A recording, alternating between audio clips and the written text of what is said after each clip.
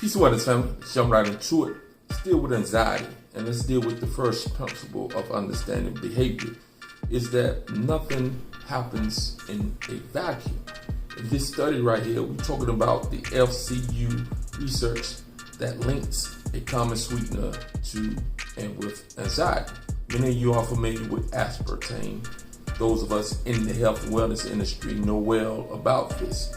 But the interesting thing that I found within this article was the fact that the effects, the epigenetic effects of this aspartame can be passed on for generations, meaning passed through the genetics onto the offspring, creating a propensity already in the child that is born who hasn't been exposed to aspartame physically themselves by taking it in, but through their mother or their father.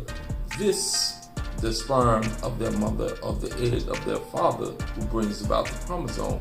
This is very interesting. This means that we have to take into consideration, those of us or those of you who are childbearing age, you have to really understand what it is that you're putting in your body in order to understand the effects it's going to have on your offspring and on you as well.